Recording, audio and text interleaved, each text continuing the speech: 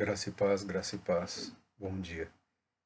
Dias atrás, iniciamos a leitura do livro de Jó, fiz uma breve apresentação e eu achei interessante que eu puxei a memória e não me veio muita coisa do que eu já havia lido e estudado a respeito do livro de Jó, né? Porque, como nós já dissemos aqui, algumas coisas estamos fazendo, trabalhando, não que não estejamos estudando ou preparando, mas tem muito material que nós estudamos ao longo dos anos e conforme iniciamos a leitura, a apresentação do texto, aí todo esse material armazenado vai surgindo, vem à tona.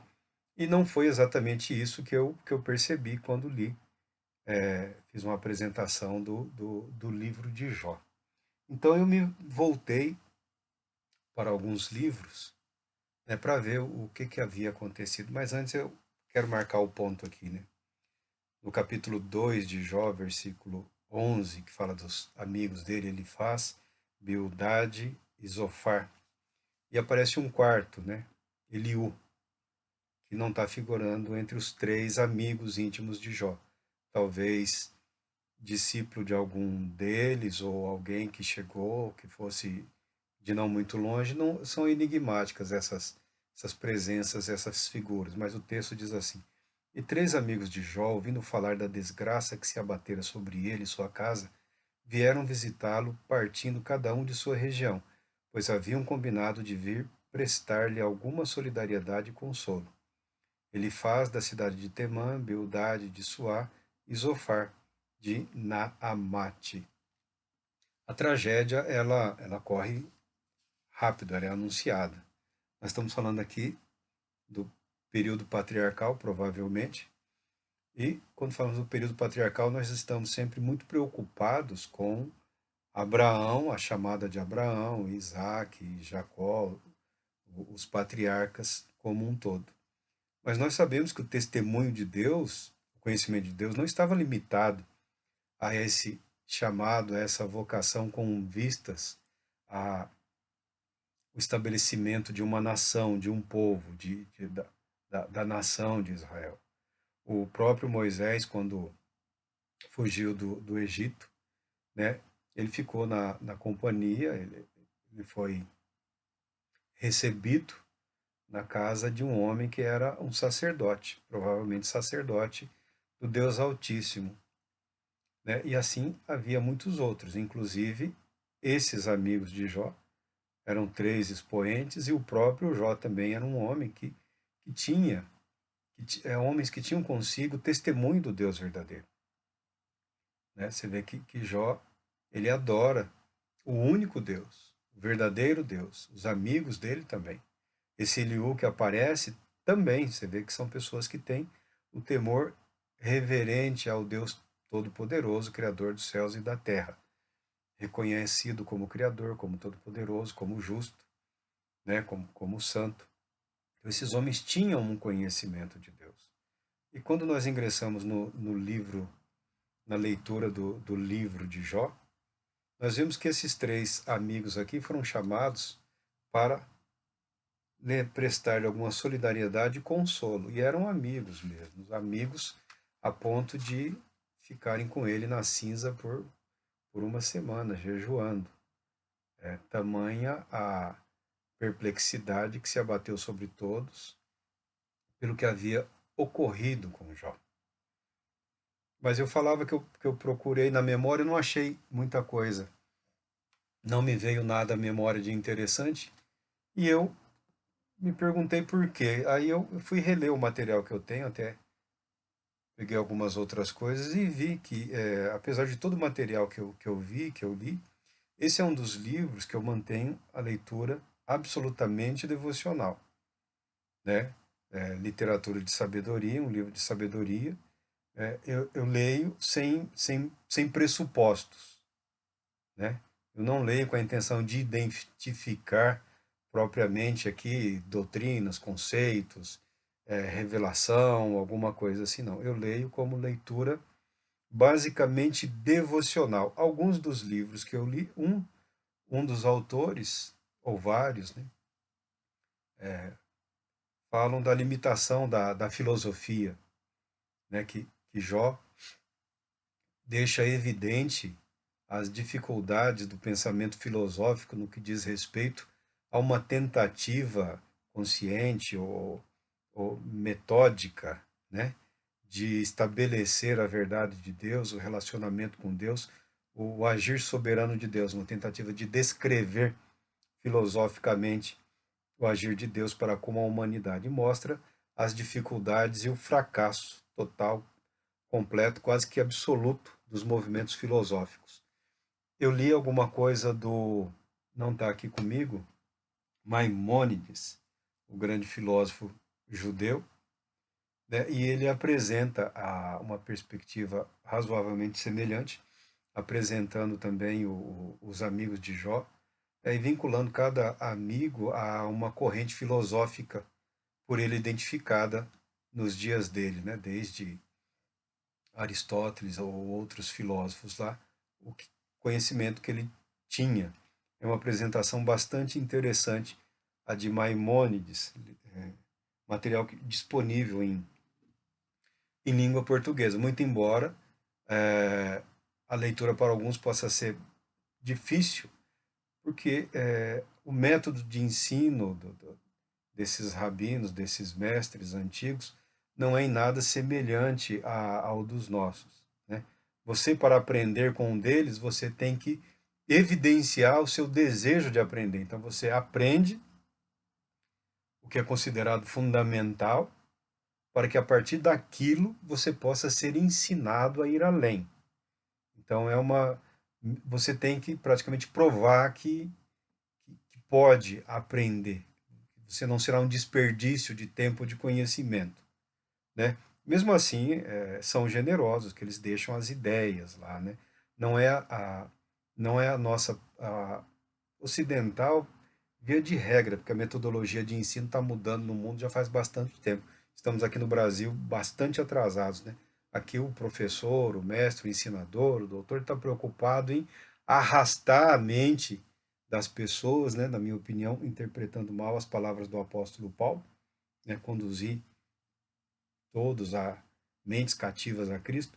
É tão preocupado em conduzir a pessoa a um suposto nível, estágio, né, de conhecimento, de fé, que ele praticamente não deixa a mente do jovem amadurecer os conceitos, sofrer um pouco com as dúvidas, com as dificuldades, demonstrar evidente interesse em aprender ou em continuar naquilo. Porque o que para mim, para você é interessante hoje, pode ser que para um jovem não tenha significado ou importância nenhuma. Então, arrastá-lo numa área do saber, do conhecimento, que não há nele vontade ou desejo, você pode acabar causando uma aversão àquela verdade, àquele conhecimento. Então, esses antigos, eles apontam o caminho, né? Eles vão indicando marcadores, né? Ó, isso tem esse sentido.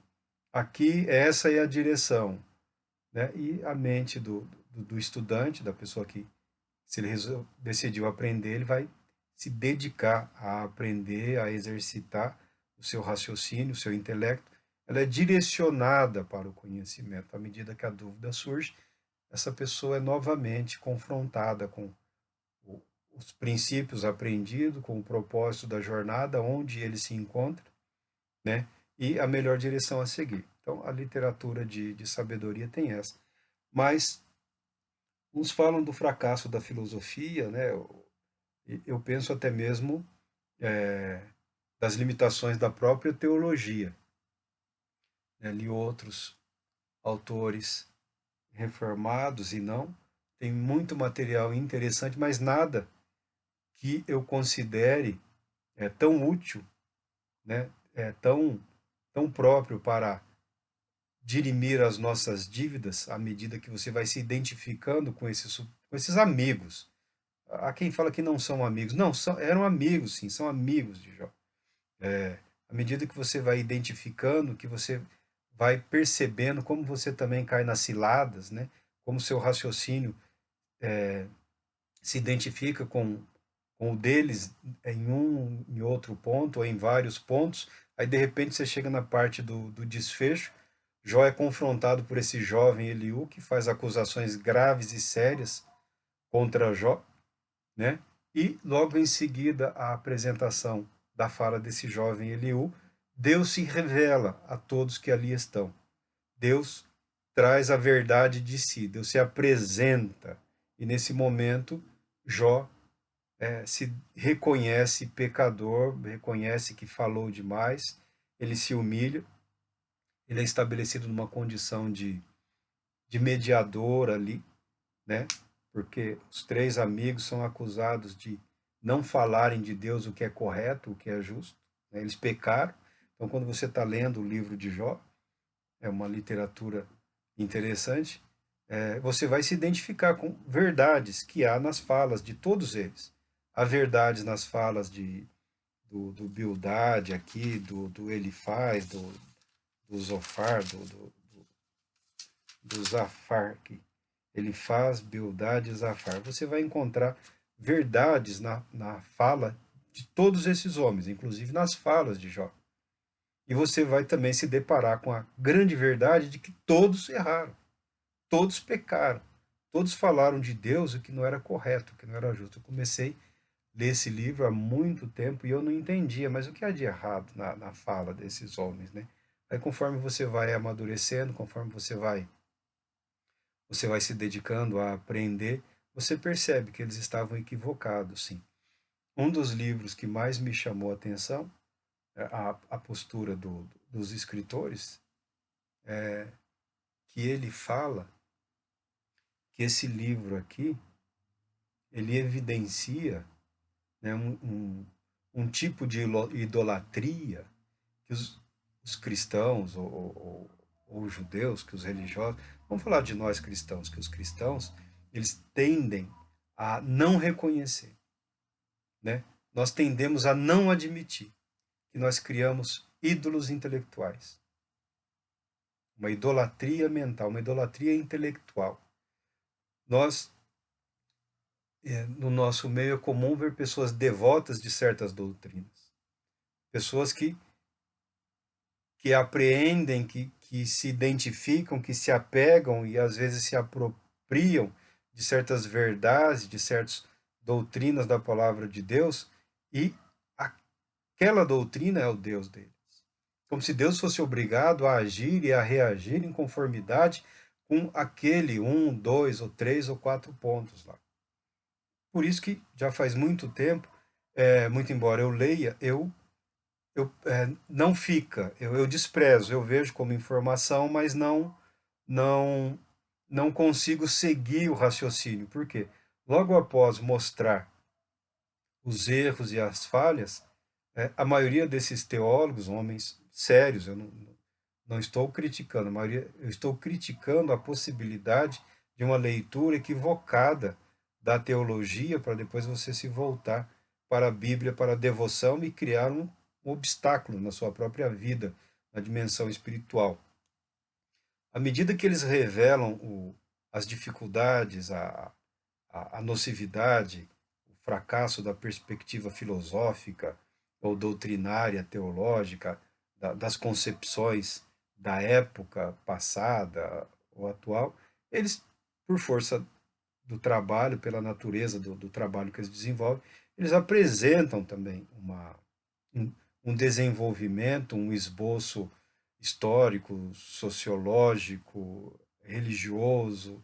Eles apresentam várias dimensões que o texto nos fornece, né? E ali eles incorrem às vezes no mesmo risco. E lendo algumas coisas eu encontrei alguns paralelos de como a doutrina pode ser também manipulada para utilizar conceitos, da mesma forma que os místicos antigos faziam com relação à sua suposta compreensão da criação, da revelação, ou dos meios e mecanismos para se ter acesso ao Deus Todo-Poderoso. Há um paralelo, não estou dizendo que é o mesmo ensinamento, mas há um paralelo, guardadas as devidas proporções e distância, há um paralelo. Então, até mesmo o estudo da doutrina, da teologia, ele pode servir de um marcador negativo na vida religiosa do indivíduo. Por quê? você falar isso, Marco. Porque fica evidente aqui, quando os amigos de Jó falam, primeiro o impacto do sofrimento e da dor. Dois, eles eram homens sábios. Homens sábios chamam a atenção, né? Eles não eram homens quaisquer. Eles eram homens da mesma dimensão que Jó. Talvez um pouco menos, mas proporcionalmente relevantes e importantes como Jó. Homens ricos, né? Homens ricamente abençoados, protegidos, guardados por Deus, com patrimônio, com dinheiro, com família.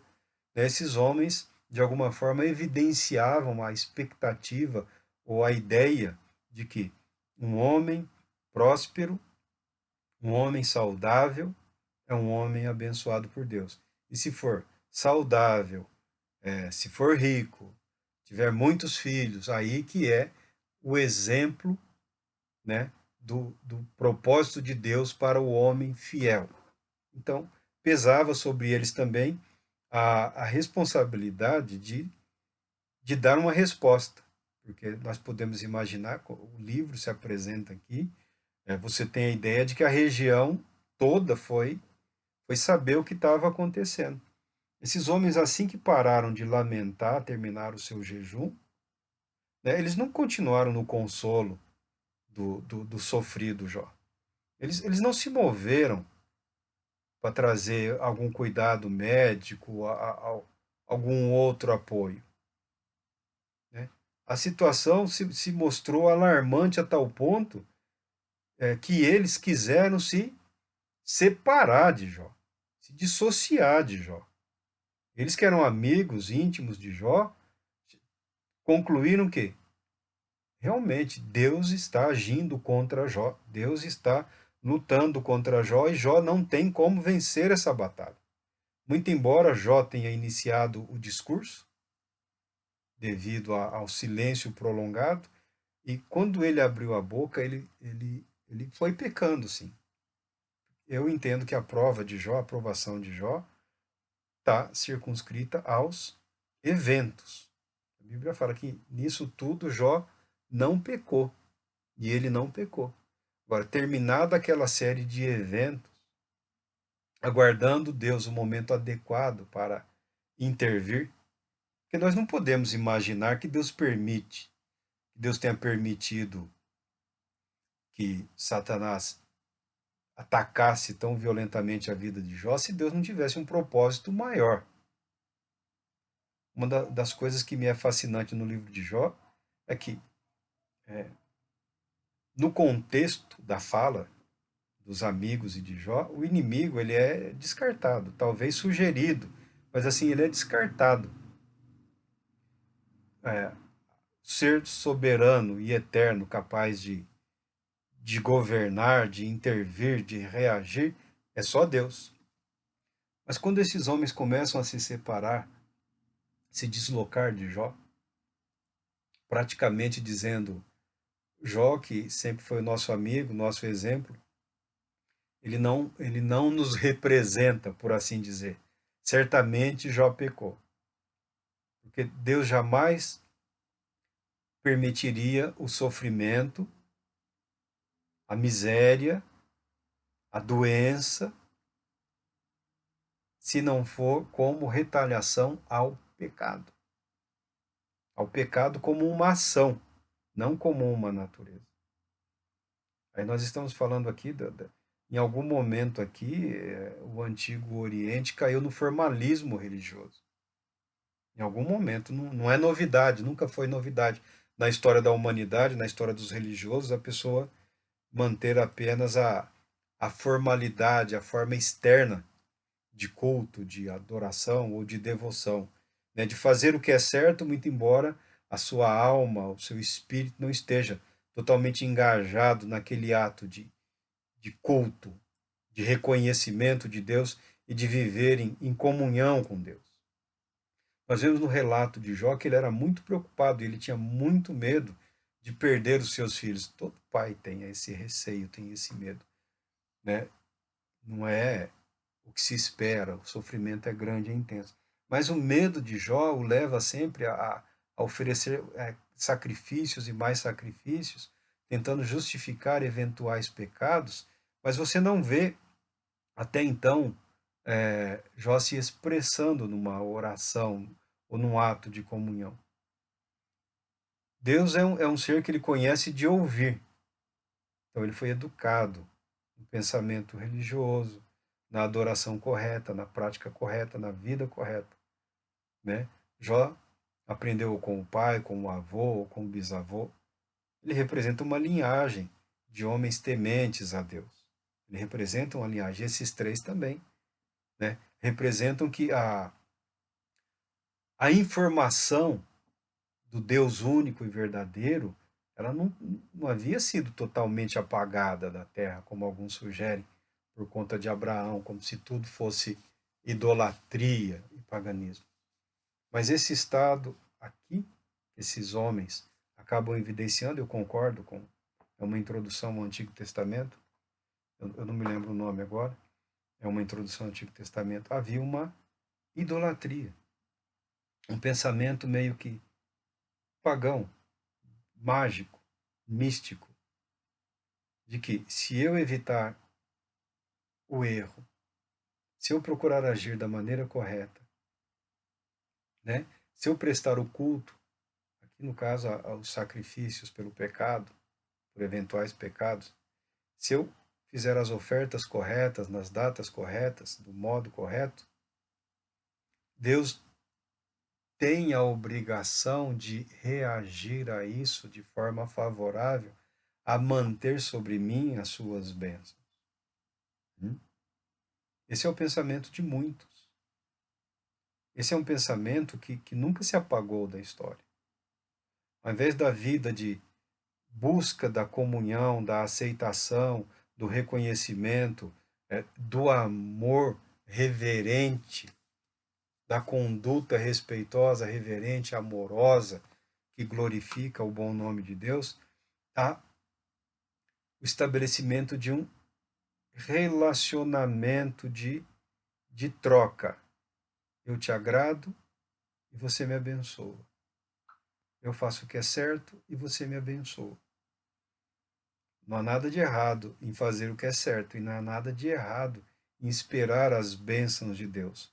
O que é errado é acreditar que, por fazermos as coisas corretas e certas, nós estamos controlando o soberano agir de Deus. Esse é o ponto. Esse é o ponto que se chega. Porque Jó praticamente urra, berra, grita.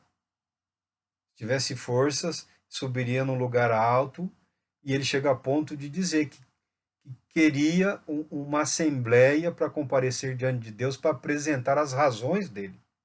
Porque Deus havia cometido um erro.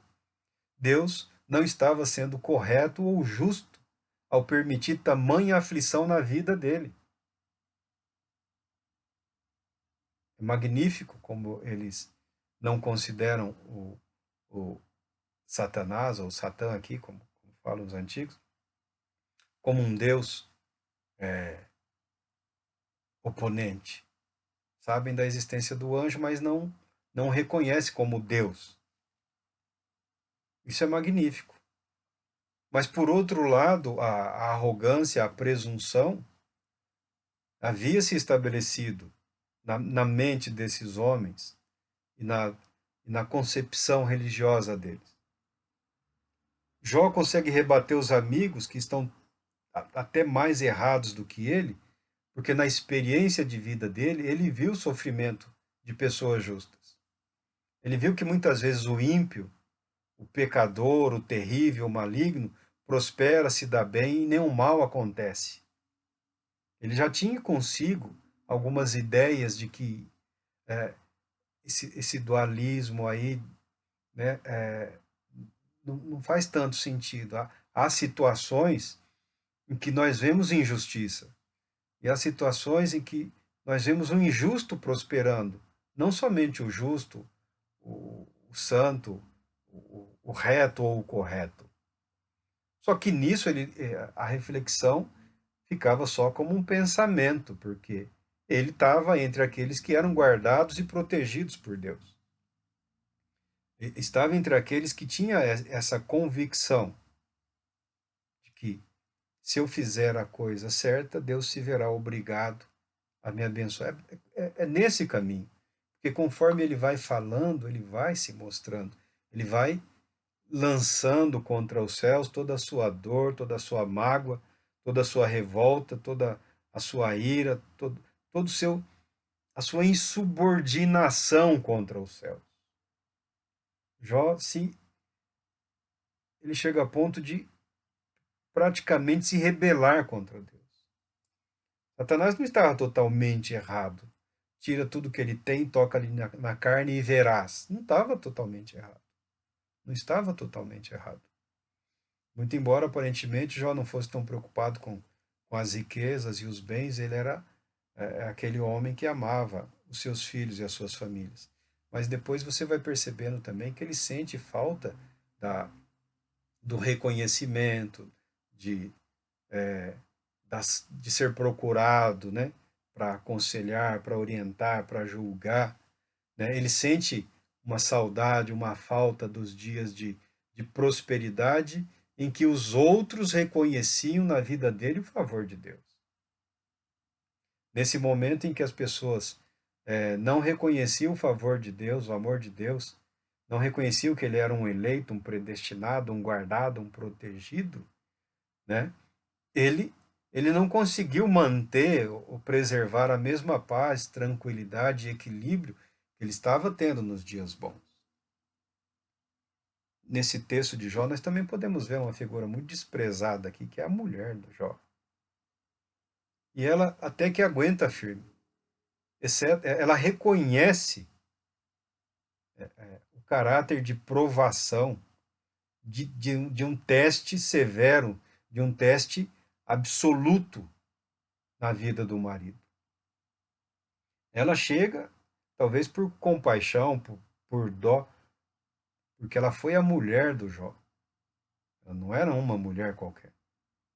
Era a mulher de um homem sábio, de um homem reto, de um homem justo, de um homem temente a Deus, mãe de filhos, filhas, uma mulher abençoada, uma mulher que era também uma referência de mulher.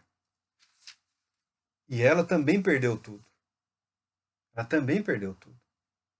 E ela permaneceu ao lado do marido, tentando compreender, tentando ajudar, até ser silenciada por ele, porque ela viu que a partir daquele momento era demais para ele. Ele não conseguiria suportar.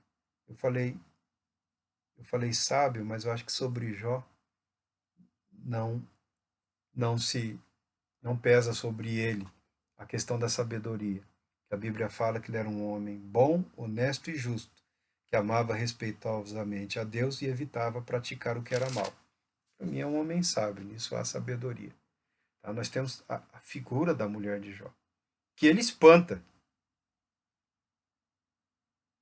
Chama a mulher de louca, né?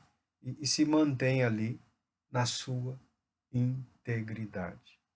Mas no discurso de Jó tem algumas coisas interessantes que vão nos chamando a atenção. No capítulo 16, 19, ele fala: Neste exato momento, lá no céu está a minha testemunha, e lá nas alturas está o meu fiador. É interessante isso. Não parece ser parece mais um desabafo, um desespero, uma expectativa, né? Não chega a ser como uma declaração de fé, mas ele em meio às reflexões, ele chega a essa convicção. Muito embora ele tenha dito isto depois de: ó terra, não desconsideres meu sangue, não deixes sem vingança as injustiças que fizeram contra a minha pessoa, não haja lugar em que esse meu clamor seja abafado. Ele está sendo presunçoso, está sendo de uma arrogância ímpar, né? E depois aqui no 18, depois de ser novamente censurado no 19, aqui eu pessoalmente entendo que se ele tivesse parado aqui, né, eh, já teria sido fantástico, mas ele não aguentou. Veja como Deus, mesmo em meio ao sofrimento, à dor, o desespero, a grosseria do homem aqui, né, lamentando por si mesmo, né, como se a vida dele fosse é, igualada a Deus em importância ou em valor, né, porque no momento em que ele permite que a mágoa e a revolta tomem conta dele, ele, na sua mente, ele vai se agigantando como se ele tivesse realmente condições de confrontar o Altíssimo. Mas ele vem aqui, ó. Por que me perseguis como Deus está procedendo? Ele está acusando os amigos dele de estarem agindo como Deus agia com ele, ou seja, injustamente. E mais, não vos fartai jamais de consumir a minha carne? Ah, quem dera as minhas palavras fossem escritas. Sim, fossem todas gravadas em um livro histórico. Quisera eu elas fossem talhadas a ferro sobre o chumbo ou gravadas para sempre na rocha. Não que a vontade dele tenha sido atendida, porque até aqui seria um afrontoso à religião e à fé, né? Mas as palavras dele foram gravadas. Aí ele segue aqui num ponto, contudo. Olha como Deus permanece generoso, né? Mostrando, demonstrando amor, tentando alcançar a mente, a alma, o espírito do pecador. E vem algo aqui fantástico. Contudo, eu sei que meu Redentor vive e que no fim se levantará para me defender e vindicar, ainda que eu esteja no pó do meu túmulo. Ele fala de alguém que seria um advogado, um redentor, um alívio. Podemos pensar em falar em messianismo, uma cristologia. Não, ele está falando de um ser que ele não conhece. Ele está falando de um anseio, de uma expectativa. Ele está lançando contra os céus um desafio, dizendo que no céu eu sei que tem alguém que vai defender a minha causa. E depois que todo o meu corpo estiver consumido pela terra, sem carne, então contemplarei a face de Deus. Ele espera ser justificado, ele espera ter a sua dignidade restaurada. Eu verei com os meus próprios olhos, e eu pessoalmente, não outra pessoa, o verá e me dirá como ele é.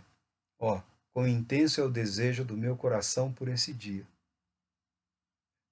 Ele espera ser resgatado, ser justificado, ter a sua dignidade recomposta diante de Deus, ainda que após a morte. Há um anseio muito grande, muito bonito até aqui, né? Só que ele não consegue mais se calar. Como nós também não conseguimos, né, muitas vezes, a questão da visão equivocada de Deus, da visão equivocada dos céus, né? Isso não é coisa nova, né? Isso é algo inerente à natureza humana. Ele fala: se pensares, como havemos de censurá-lo e persegui-lo, pois concluímos que a causa de todo esse mal está nele, está nele.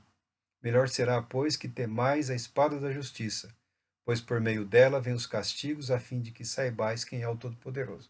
Aí ele lança os amigos dele aqui, ele acusa os amigos dele de estarem pecando muito mais do que eles acusam Jó de ter pecado, né? Todos pecaram.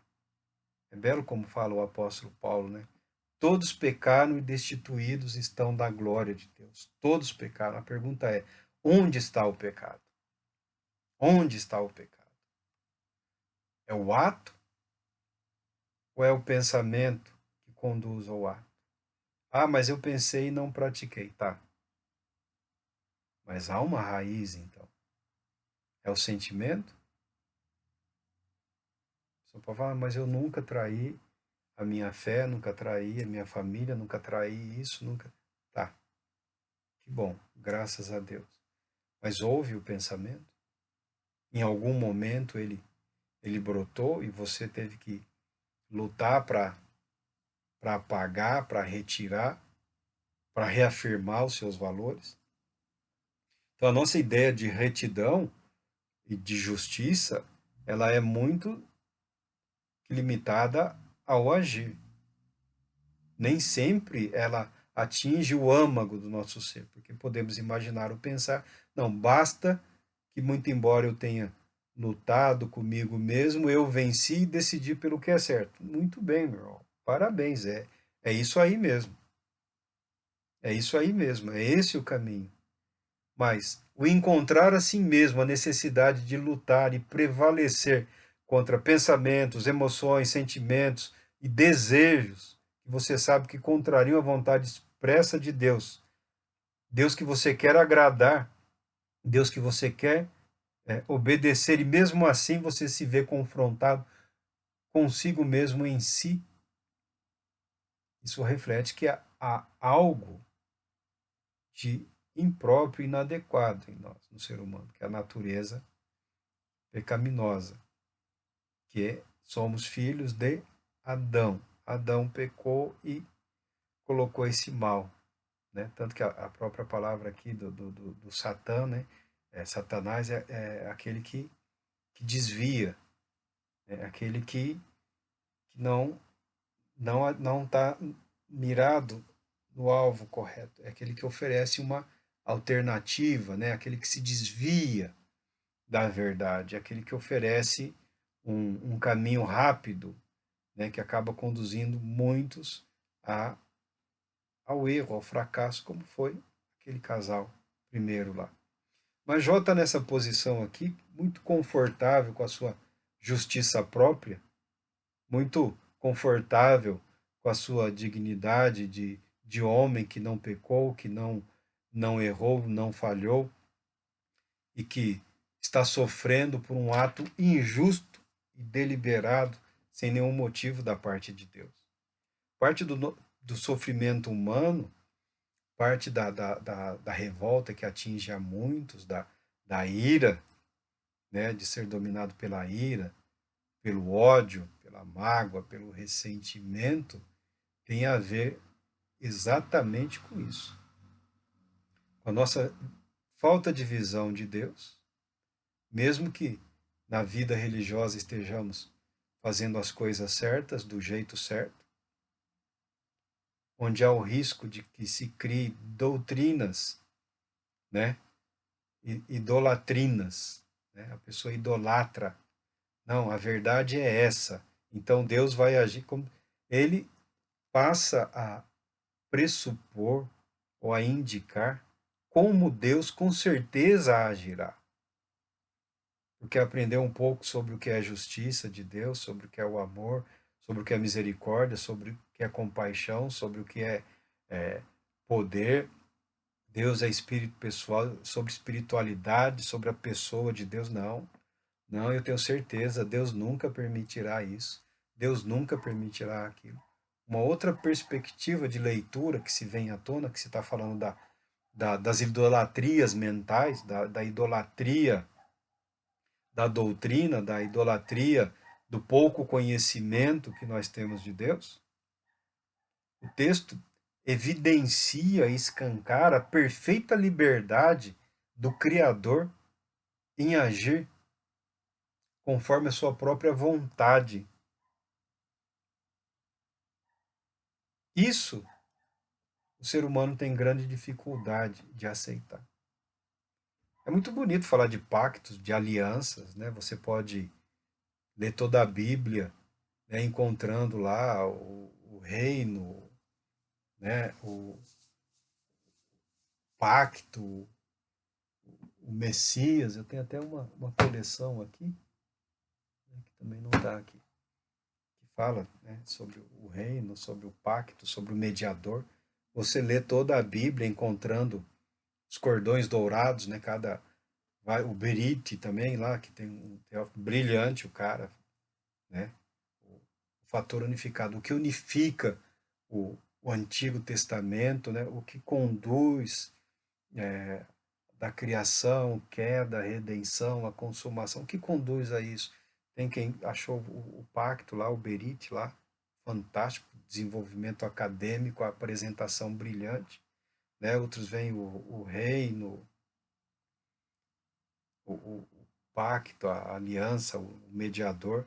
Tá, você vê, nós criamos esses cordões dourados, aí, como eles gostam de falar.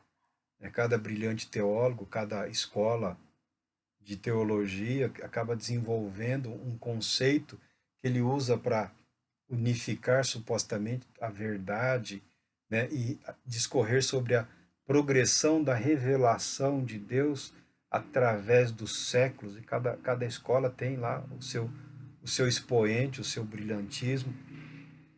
É muito bonito, mas isso pode se tornar também uma prisão intelectual, né? A pessoa vê, aí passa a estudar em função daqueles conceitos e está satisfeita em encontrar aqueles conceitos.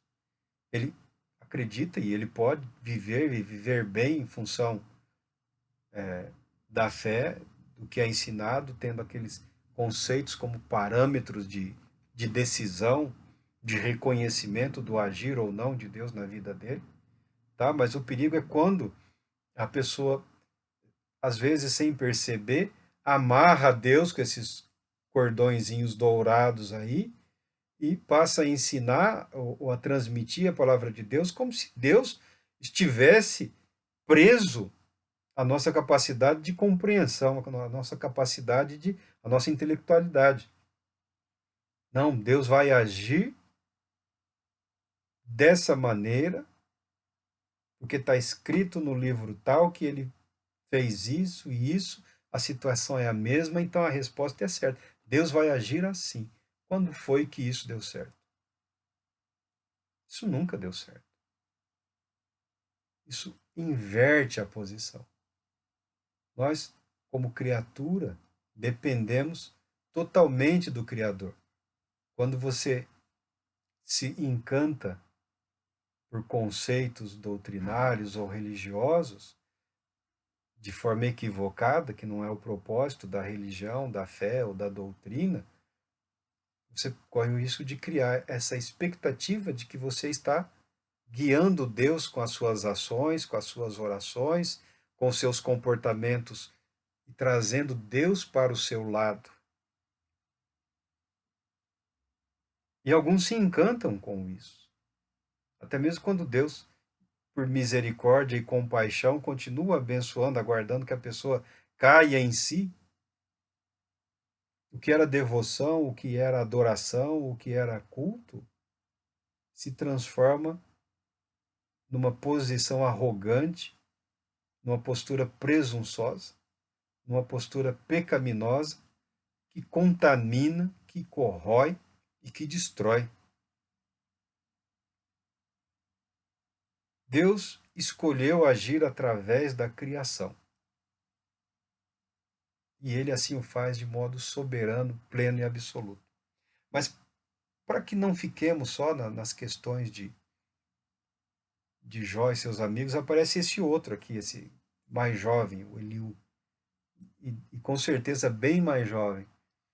Não parece ser mais sábio, mas aparenta ser bastante perspicaz. E sem concordar com os amigos de Jó. Não concorda, discordando dos amigos de Jó. Usando parte do raciocínio desenvolvido pelo Jó, sem também concordar com o Jó, ele ataca Jó e fala que Jó pecou. Fala que Jó falhou. Ele acusa Jó de não compreender as coisas com verdade, com clareza, de não estar sendo justo.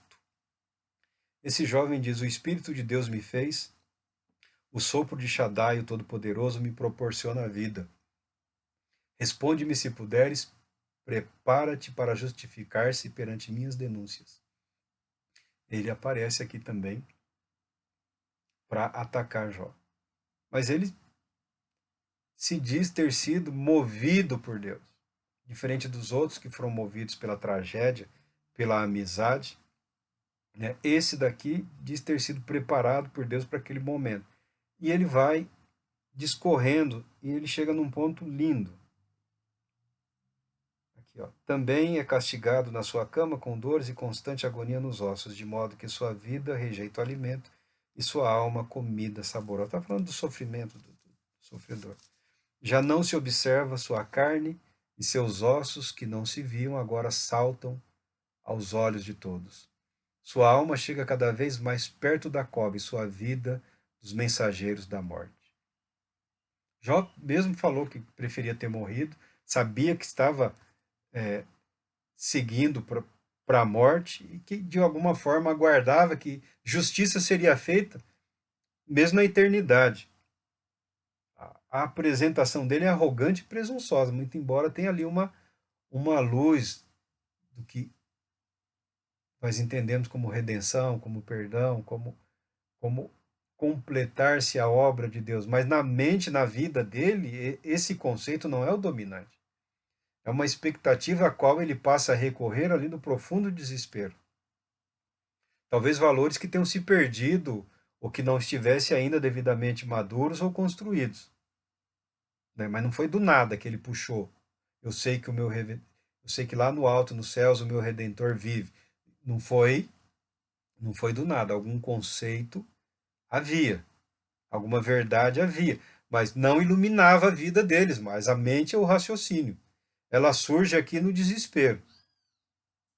Aí esse rapaz fala: se em sua companhia estiver um anjo, um intercessor, um mediador entre mil para declarar ao homem o que é justo e verdadeiro a seu respeito, para lhe ser favorável e declarar: livra-o de baixar a sepultura agora, porquanto encontrei resgate para a tua vida.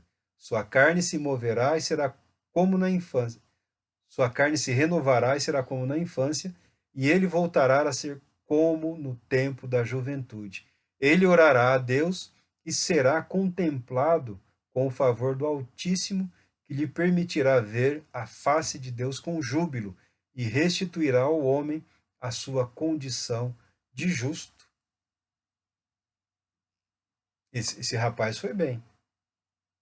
Eu, quando leio isso, eu sempre fiquei incomodado com o apóstolo Paulo, né? Quando ele fala do espinho na carne, de algo que o afligia, né? Na minha opinião, de leigo, na minha opinião, ele tira daqui, né? Ele fala que orou 3 vezes para que Deus o livrasse daquela aflição, né? 3 vezes, por quê?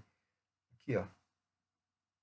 Esse rapaz, quando ele discorre, ele dá uma possibilidade de livramento por até 3 vezes. Né? Por 2 ou 3 vezes ele declara que Deus age assim em favor do homem.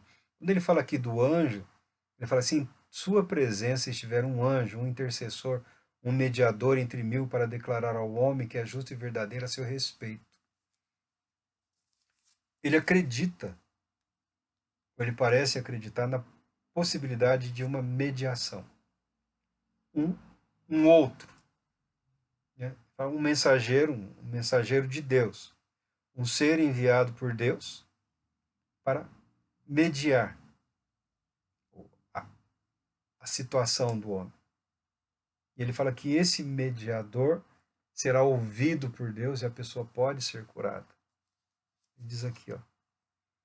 Em seguida, ele dará seu testemunho diante das pessoas: pequei e torci o que era certo. Contudo, ele não me castigou tanto quanto eu merecia. Mas Deus livrou a minha alma da cova e a minha vida continuará desfrutando luz. Ele fala também de Jó. E ele parece se apresentar de alguma forma como esse mediador ou alguém que vem anunciar o mediador. Como alguém que vem dizer para Jó: Jó, você está errado. Você está em pecado. Você não está compreendendo adequadamente, você não está se permitindo enxergar os fatos da maneira como eles realmente estão ocorrendo. Você está enxergando de baixo. Você está olhando de baixo para cima. Você está olhando para os lados. Você está olhando para as covas. Você está olhando pelos currais vazios, você está olhando para os pastos vazios, né? Você está olhando para tudo o que você perdeu. Mas tudo o que você perdeu sempre pertenceu, de fato, a Deus. A criação, os bens, o recurso, a administração. Foi Deus quem colocou o Jó na alta posição, na honrosa posição que ele ocupava. Então a dignidade de Jó foi dada por Deus. A riqueza de Jó foi bênção de Deus. Os filhos de Jó eram filhos de Deus. A proteção que Jó desfrutava, porque os bandidos sempre estiveram por perto. Sempre foi um ato gracioso de Deus. O saber como agir, como proceder, também é uma bênção de Deus. E no momento da perda, Jó, que não era tão apegado, quando ele perde, ele se descobre dependente. Ele se descobre preso ao mundo, preso às honrarias, aos elogios, preso ao ser necessário na vida de outros, preso pelo desejo de ser reconhecido. Quem não quer ser reconhecido? Todos querem ser reconhecidos. Todos desejamos reconhecimento. Isso é muito bom, isso é muito importante. Mas se isso se torna uma prisão, ao invés de ter a sua vida voltada para aquele que o abençoa, se torna prisioneiro das bênçãos, perde-se o contato, a comunhão. Em algum momento, não foi só com Jó, em algum momento essa comunhão amorosa, reverente, respeitosa, havia se perdido. As pessoas estavam totalmente apegadas à realidade física, ao mundo físico. E esse Bildad aqui, eu vou aqui já pular direto, ele acusa Jó de arrogância, né? Ele acusa Jó de falar de coisas que ele não entendia, que ele não compreendia. Ele diz aqui, ó, de longe vem a minha sabedoria, eis que ao meu Criador atribuirei a justiça, pois na verdade as minhas palavras não serão falsas. Diante de ti está alguém com conhecimento e a mente sã. Deus é muito poderoso e mesmo assim não despreza nenhum dos seres humanos. Ele é poderoso e firme no cumprimento dos propósitos do seu coração. Não preserva a vida do ímpio, mas retribui com justiça aos que sofrem. Não desvia seu olhar dos justos, mas mais diferente disso, conduz os justos aos tronos e os proclama reis a fim de que sejam exaltados para sempre. Se estão presos a grilhões e fortemente amarrados a cordas da tortura, então ele lhes revelará tudo quanto fizeram de errado e o quanto pecaram com arrogância. Não estou dizendo que esse jovem aqui ele é perfeito no seu explanar, nas suas convicções, mas ele pega as palavras do próprio Jó e as lança contra Jó, exaltando a Deus. Ele não fala do que Jó pecou. Ele não fala das palavras, ele pecou, mas ele lança para Jó a condição de pecado. Condição essa que Jó não admite, não aceita de maneira nenhuma. Jó nunca se enxergou como um pecador redimido. Jó se enxerga como um justo e reto. Não alguém justificado por Deus, alguém como justo em si mesmo. Por que Jó sofre?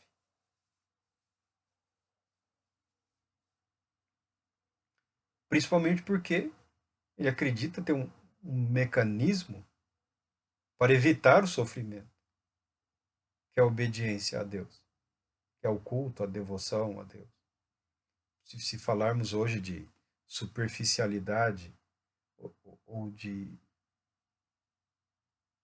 culto pelo culto, adoração pela adoração, oração por tagarelice, né? Vida religiosa sem comunhão com Deus, que é um absurdo, né? Muitos hoje, muitos cristãos hoje, não estou dizendo para irem, mas vamos imaginar uma situação ridícula, ridícula. Se um cristão for procurar aí uma outra religião, tem grande chance de ouvir a seguinte resposta: cristão, você não sabe adorar o seu Deus. Você não conhece o seu Deus. Você não sabe agradar o seu Deus. Essa é uma triste verdade. De quando a religião tenta acobertar ou satisfazer uma motivação egoísta, não uma necessidade vital do ser humano em estar em comunhão com o seu Criador, com o seu Senhor. A religião como se ela fosse o fim em si mesmo. O fim é Cristo. Nós sofremos muito mais intensamente do que Jó. Não estou falando das mortes, tudo num só dia, perdeu tudo. Não é isso.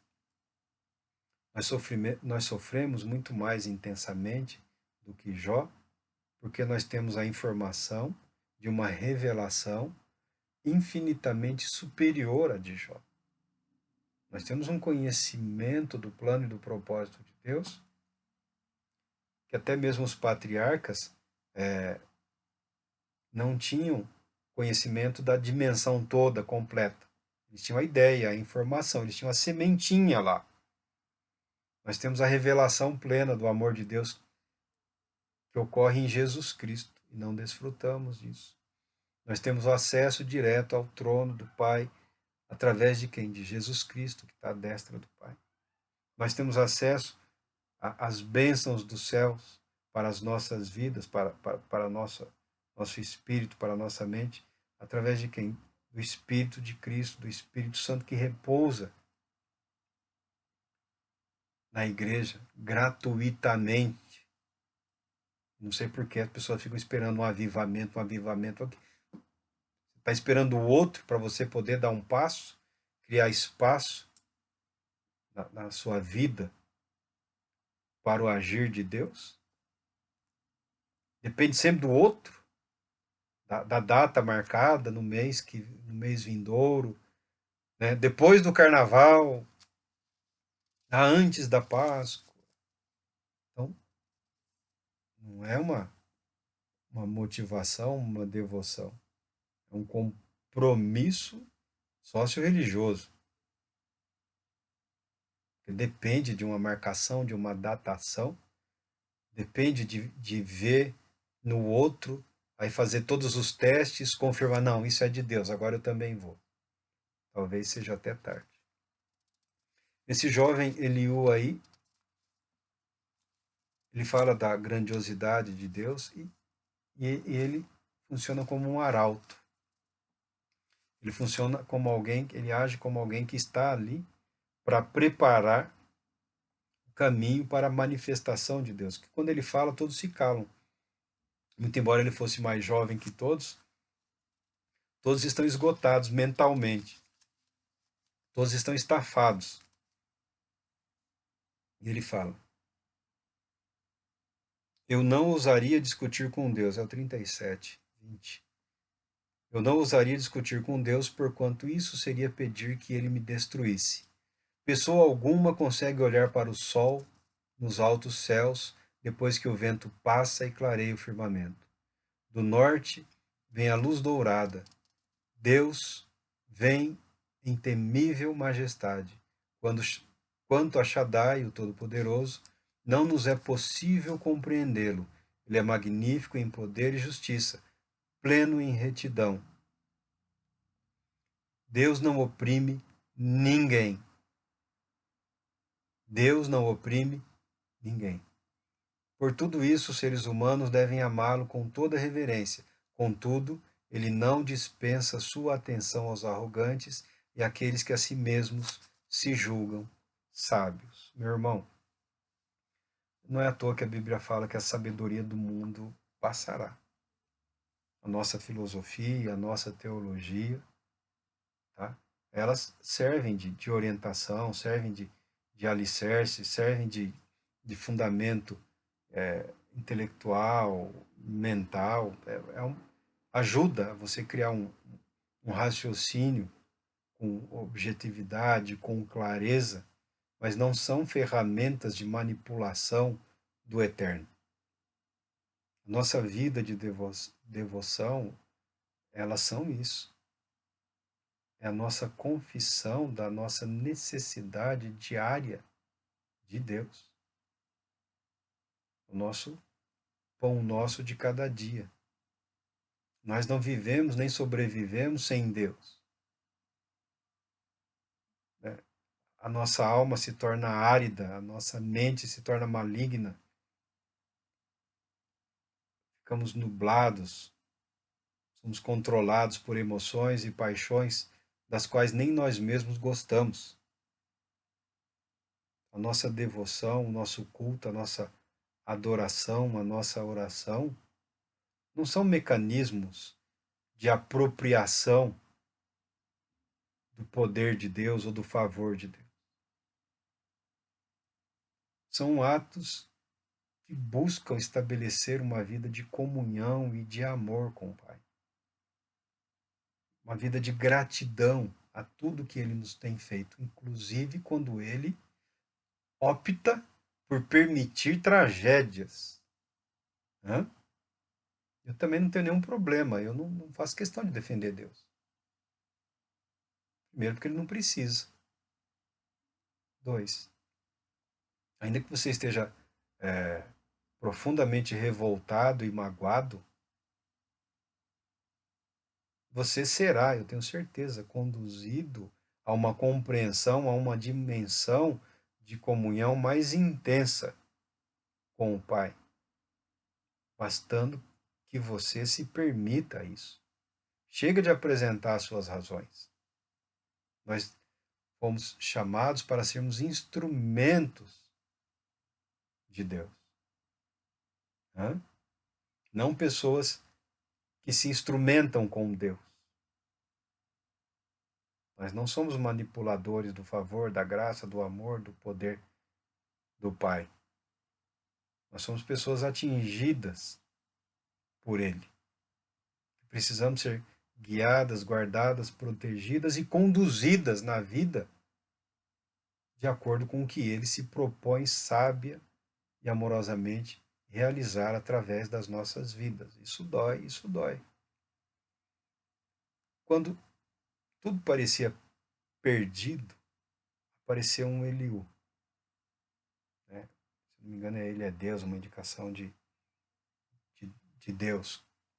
O Senhor é Deus, uma coisa assim. E ao fim dessa apresentação, surge uma teofania. Deus se revela. Deus se revela a Jó e aqueles homens ali. Diz aqui, ó. Então, eis que Deus respondeu a Jó do meio de um tufão e indaga. Quando esse jovem está falando da tempestade, né, que Deus se revela, um tufão, Deus se revela, a natureza às vezes ela parece ter humor. Em alguns estados da natureza, da criação, as tempestades, né, nos fazem lembrar do que em algum momento se passou na nossa mente, no nosso espírito, no nosso coração, né? Parece que a natureza se revolta, as nuvens, raios, trovões, a chuva, a tempestade, granizo. Parece um mover, né? Um irar-se. Mas aqui mostra-se uma tempestade, e dessa tempestade, Deus se revela. Porque eles estão aqui vivendo como se estivesse vivendo, Jó, debaixo da ira de Deus, a ira de Deus, a ira de Deus. Quando até o próprio Satanás começa declarando que Jó é protegido e guardado por Deus. Protegido e guardado por Deus. E Deus não mudou isso. Deus não mudou essa proteção e esse guardar.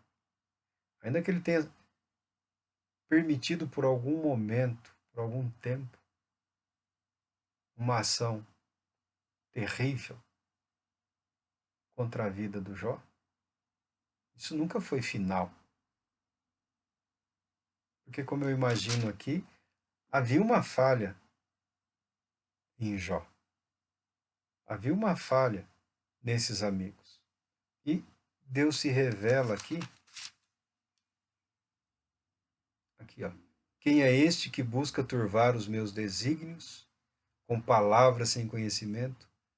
Agora, pois, prepara-te como homem, porquanto eu te questionarei e tu me responderás. Que segue toda uma, né? Quando você é novinho, você fala, agora Deus está falando, agora eu vou entender.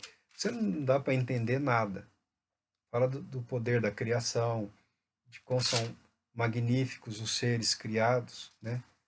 No 39 diz, sabes tu o tempo em que as cabras monteses têm os filhos ou cuidaste das corças quando dão suas crias? Está falando de como Deus é o preservador da vida, como Deus de fato sustenta toda a sua criação, né? Sem a interferência do homem. E tudo isso leva Jó a uma coisa fantástica. Aí no 40 Deus diz mais ainda, né? E o Senhor disse mais a Jó, porventura aquele que contende com o Shaddai, o Todo-Poderoso, terá argumentos para contestá-lo? Que resposta, pois, a Deus aquele que o censura? Que resposta, pois, a Deus aquele que o censura?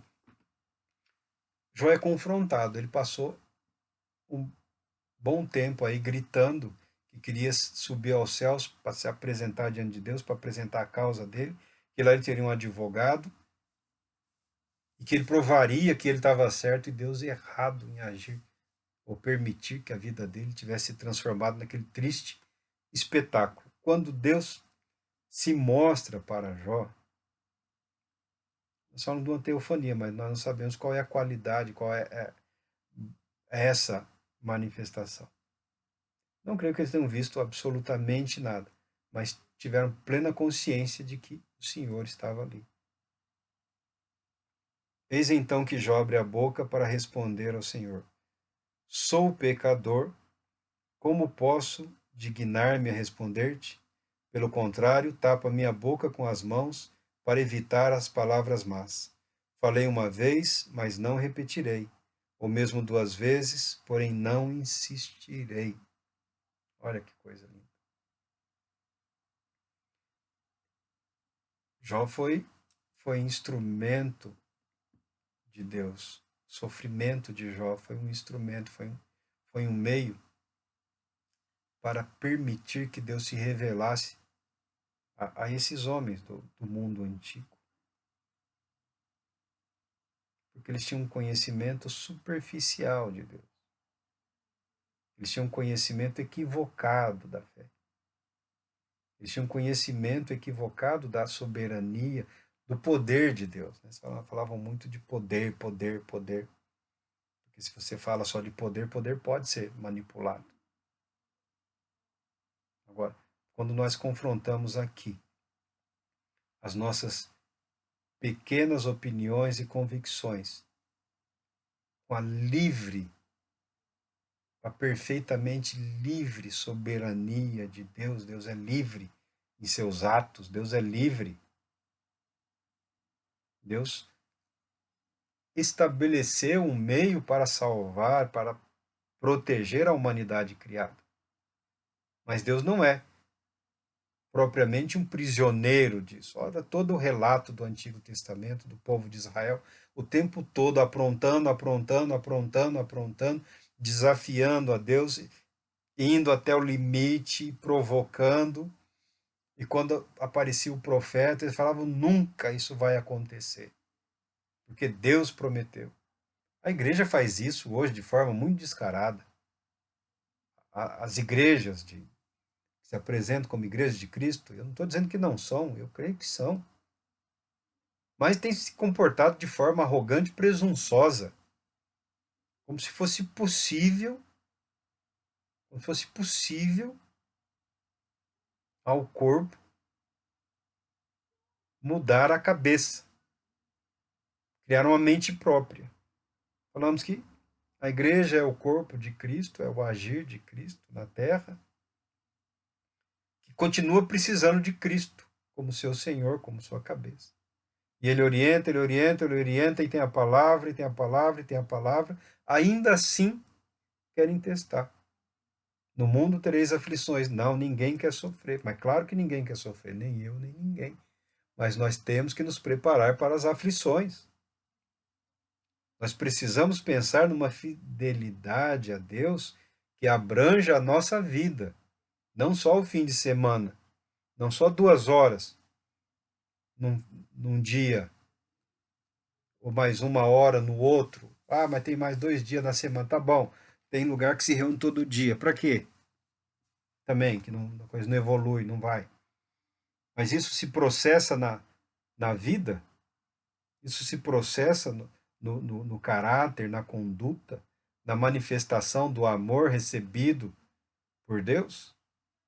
A igreja sofre, e sofre muito, porque se recusa a participar da revelação do amor de Deus em Cristo Jesus. Mas aqui Jó, ele não é restaurado. Jó é elevado a uma condição muito superior à que ele tinha depois, à que ele tinha antes. Diz aqui no 42, ó.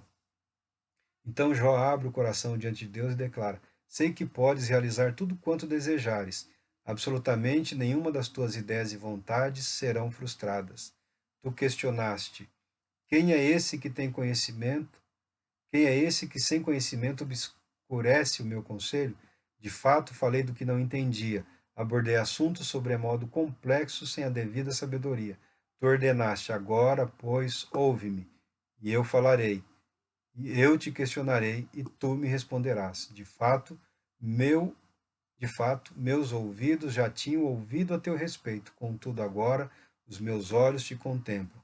Por essa razão menosprezo a mim mesmo e me arrependo sinceramente no pó e na cinza. Jó se arrepende, Jó encontra a si mesmo e a sua condição de pecador na revelação de Deus, no conhecimento de Deus, na verdade de Deus. E não numa religiosidade moralista. Certo, errado, um errado, 3 certo, 2 errado, 10 certo, 3 errados, 50 certo, 10 errados, 1000 certo. Não, Deus tem que me abençoar porque eu mais acertei do que errei. Não, não é isso. Deus nos abençoa porque Ele é misericordioso, porque Ele é justo, porque Ele é bom. Não é só a questão de busca pela moralidade religiosa, de consciência tranquila. Nós precisamos reconhecer que o pecado é algo inerente à nossa natureza. E, de fato, não devemos permitir que se transforme em atos, principalmente palavras, né? Você vê aqui que quando Jó resolve abrir a boca contra Deus, quando Jó resolve se defender, ele se torna abominável, ele vai para os limites do pecado sem perdão, né? Que aparece um para calar a boca dele para que Deus possa agir. O que será que vai precisar calar a nossa boca para Deus poder agir nas nossas vidas?